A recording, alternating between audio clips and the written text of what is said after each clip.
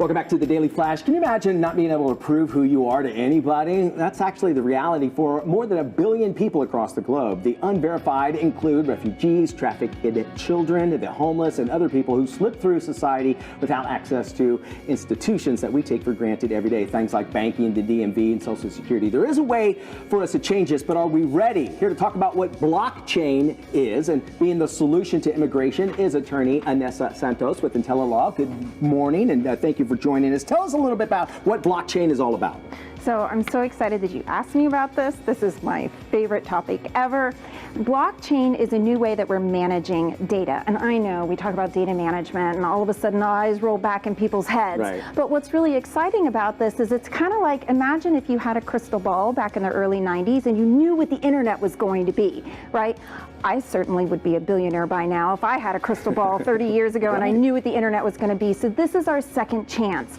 We can see all of the incredible applications for blockchain in every aspect of our lives, like identity management, for example. Okay. And that works in what manner? How does that become secure? And blockchaining, is that the term we call blockchaining something? Yeah, you can totally conjugate the word blockchain any way that you want, right? And so we're all doing that in the industry. So what blockchain does is it creates a record of transactions and the history of that record of transactions, and it stores it in chronological order, and it stores it in such a way that it's encrypted so that it's secure, and that it's tamper-proof and resistant, and it's kind of creates an audit trail of that transaction history so that there's no question after the fact exactly what happened. So if you want to apply it, say, to voting, right? And so we're here in the great state of Florida, where we're unfortunately a little bit notorious for screwing up the voting process. Right. So imagine if all of the votes that ever took place in the state of Florida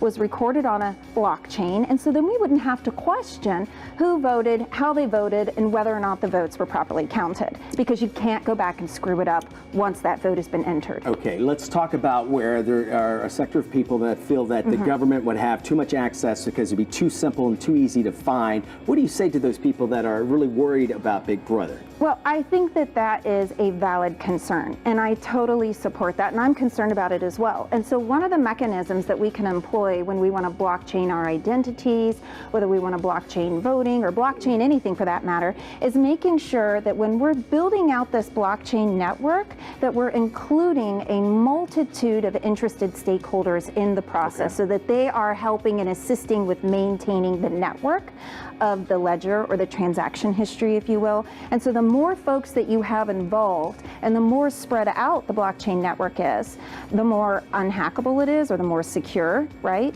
And not only that, but it's less centralized. So we're talking about decentralization as being a solution, right, to a network being subject to being hacked. And it's also a solution to there being too much power or centralized control over that data and of the lives of the people that are involved. Okay, now you mentioned two things, that it can be hacked, which is, anything nowadays, the technology that could happen to. But should we feel safer because we could at least see that it's been hacked? Meaning, my understanding, what you're explaining to me is that the blockchain has put it in a certain way that will tell me that it's been hacked or manipulated in some manner. Is that what we need to worry about as far as when things might get hacked? So I think that whether or not our information is secure is a really important topic that I wish America would talk about more often. We're kind of sort of shifting into data security and privacy, another super favorite topic of mine.